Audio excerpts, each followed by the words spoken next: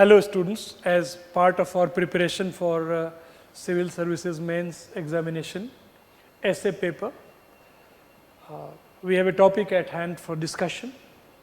The topic reads, "A strength lies in difference and not in similarities." No word in the given topic is difficult to understand. It is talking about a strength, difference, similarities. Connecting these sentences, it wants to assert that difference is where a strength lies. Similarities, a strength does not lie. It's a complex issue. The simplicity of the words which constitute the topic should not prompt us to believe that this is an easy essay to be created. I think this topic is not as simple as it appears. The first thing which came to my mind, and I think many of the learners might be having the same question in their mind, that how can be difference a matter of strength?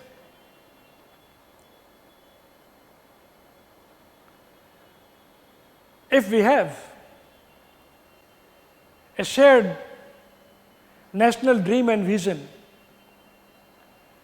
that will be probably the best prescription for national unity, unity of cause. The collective dream, the collective idea of India, the collective vision, when it becomes collective, it is marked more by similarities than differences. So, when I gave this introduction to you, I just want to conclude in the beginning itself that this statement has been picked from a larger context and a special context. So, taking it as universally true or a statement which has eternal appeal, that difference is the guarantee of a strength, similarities are not. It's a dangerous path. We should not do that. Then what should we do? First of all, we should try to locate this statement in the context of the theme, the subject. Reading it a little deeply, with a little penetration into the topic, it's about the modern authoritarian ways in which the state becomes the agent of ideas, values,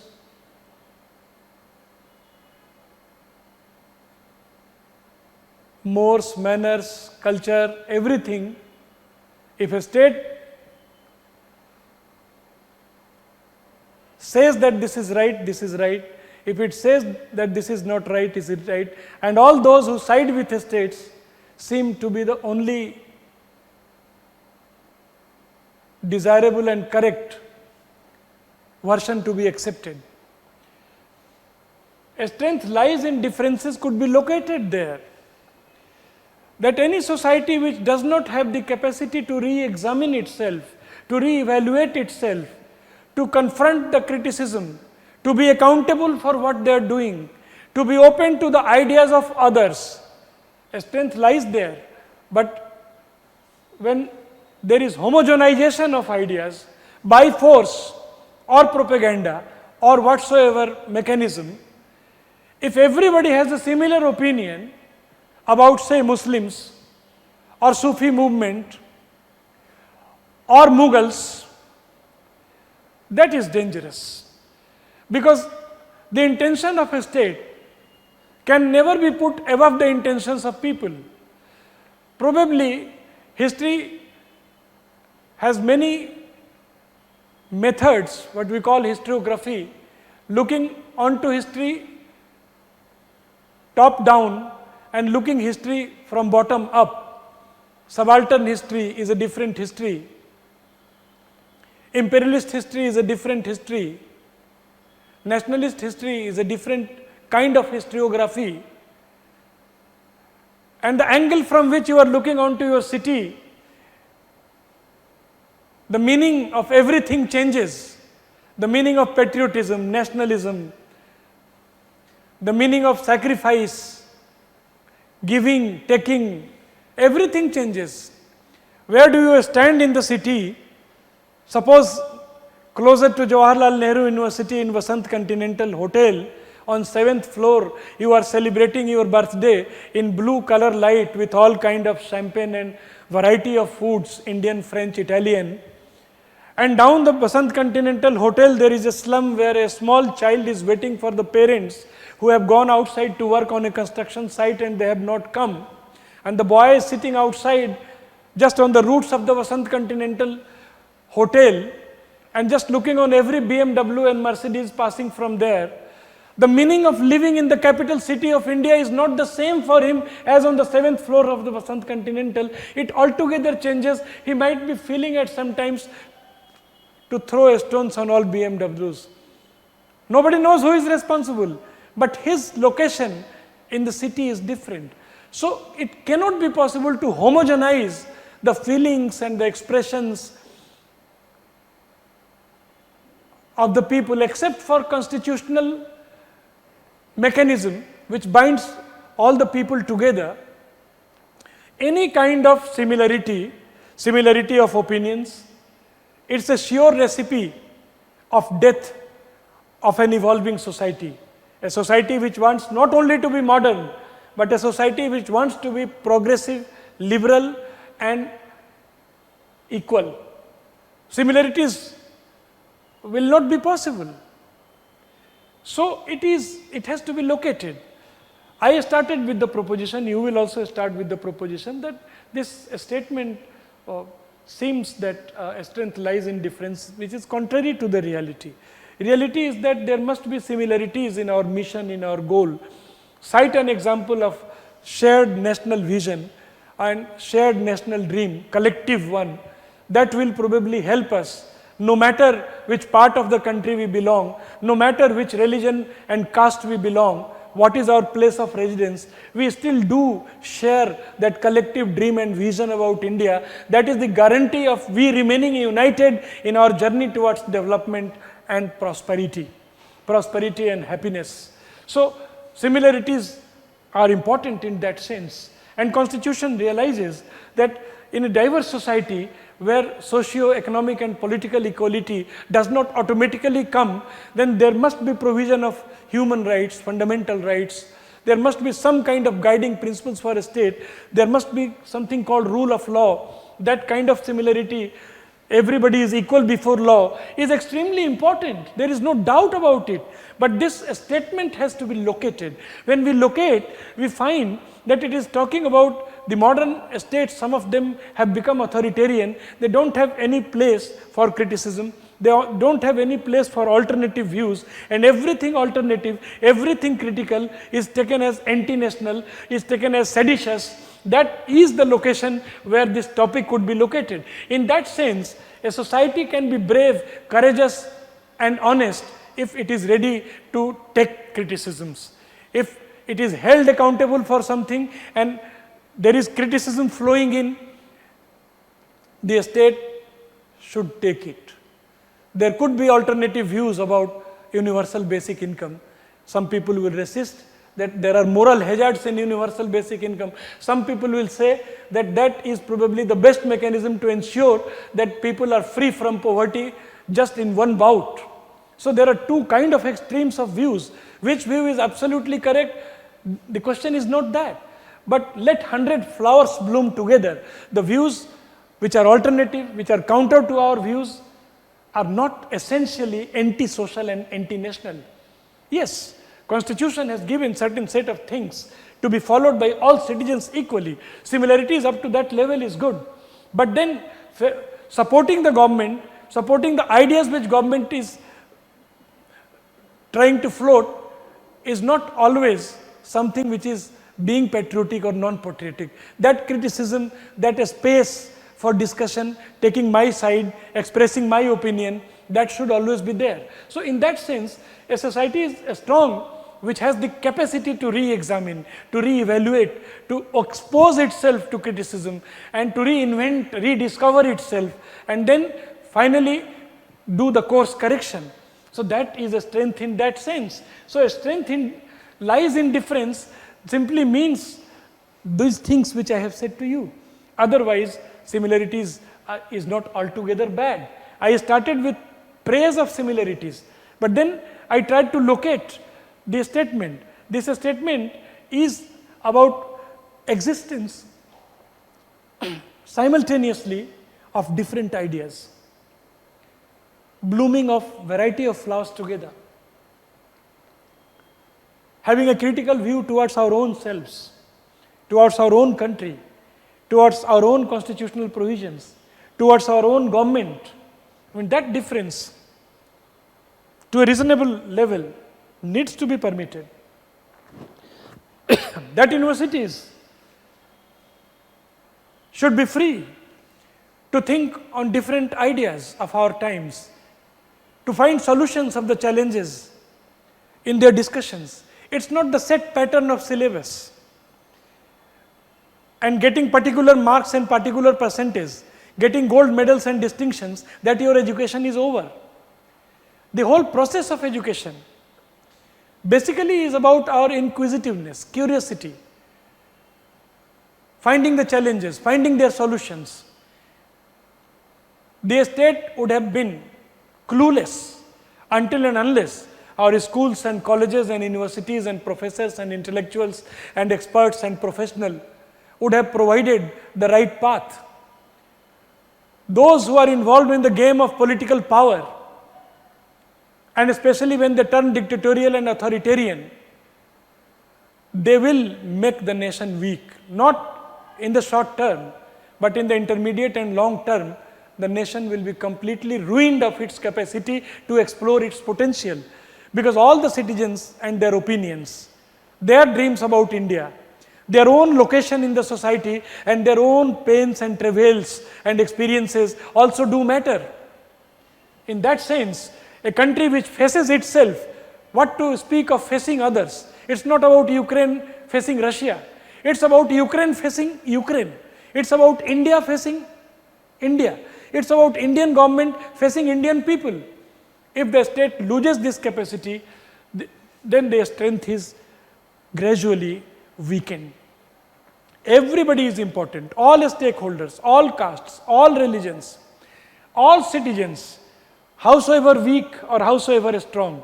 If anything happens in any part of the country, and that is affront to the ideas which a state thinks to be correct, only constitutional morality or constitutional provisions, the words and spirit, can be taken as a guiding principle, but the views of politicians or the present ruling dispensation, that are not final. Society is not a dead organism. It evolves. In fact, constitution also evolves, and it evolves by discussing the things which have become obsolete, the things which have become, today 124A is being discussed to be removed, and many of the people in the government and outside the government feel that the time has come to say bid adieu to this, say bye bye and bid adieu to this 124A, an imperial provision. And instead of that, we could have our own national version of the things which is sensitive to this, that differences should not be taken as anti-national, it should not be taken as anti-social, it should not be taken as seditious. Differences are basically the seedlings which do some kind of churning in society, in universities, in government.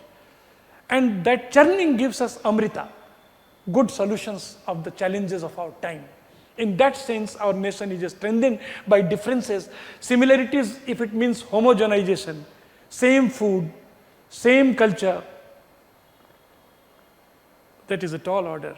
It might happen accidentally. Even in countries like China, where Han Chinese are predominant, their language and culture is predominant, there are minorities which have their own way of thinking, and China is known for human rights violations. Not less other countries are also doing some kind of injustice to minorities and weaker communities in their society who are not socially represented well.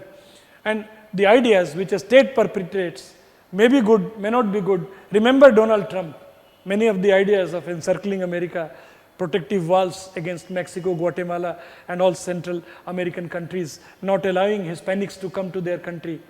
Was this view, grand view of America, that was the superpower? And that has still the potential to remain superpower. That constricted the great American dream. One race put against the other. America was sharply divided, and so is France. So, let's have, Macron did not suppress Le Pen. That Renaissance seeds still blow in their blood, flow in their blood. That in parliament Macron lost. But if a government is not ready to lose politically, if a government is trying to have its rule in all the states, come what may, if a government wants to sell its opinion to everybody, irrespective of their alternative and different views, by use of force and state power, then the nation will be weakened, because we will lose our capacity for self-criticism, for looking onto ourselves, for mirroring our errors and omissions. We will lose this capacity. That is, this topic is difficult because it has to be located in its context, and locating it in its context is a little difficult. What we will do, apparently we will talk about a strength of differences, that unity in diversity, and we will talk about equal treatment to all citizens. But location is important, and just undermining similarities, similarity is not homogenization. Similarity is the binding force, the cohesive force, the collective dream, the collective vision. All those things are similarities. Rule of the law, constitution, all those things are similarities. We must act together. Together we stand. Together united we are strong. Similarity is not bad, and it gives a strength. But yes, the context of difference here has to be located. Alternative views. Views which are affront to the government views. Views which are ahead of time. Views which are expressed by minorities. Views which are expressed by illiterate, ignorant people, their aspirations, their expectations. Views of students, labor unions. They will not always be on the same page, because there are interest groups. And this homogenization project ultimately ended into making Hitler. That homogenization project is not good. Let 100 flowers bloom together, 100 ideas survive together. And of course, the binding essence is that we are owning common citizenry. We are responsible, accountable as citizens of our own countries, our own constitution, our own social fabric. These are the similarities. But we cannot say that everybody should do the same kind of festival only which we are doing. Every festival has its own significance for the people who celebrate. Every song is beautiful in its own way. The Rajasthani folk is so heart-rending. The Punjabi folk is not less. And what to speak about the Urdu ghazals and shairis and poetry. Every society, a smaller one, the sub-components of society have the beautiful elements and they have some kind of perspectives on things. The freedom, liberty, democracy, everything could be saved if that kind of difference is allowed to prosper. The only thing is that सिर्फ हंगामा खड़ा करना मेरा मकसद नहीं. Everybody should be guided by this, that I don't just want to create some kind of disorder. Your fire inside, your vision, your opinion is not to create a divided and fractured nation. For that you should not always question what government is doing or what people who are ruling the country are doing. That is also not good, that each and everything which is being done by the people of the same country who has come to power and they have alternative views, and since it is alternative, therefore it is bad. The only view which we have as opposition is good. That is again about similarities. It's not about differences. There could be differences. Let's accept it as the path to progress. That's it. Thank you.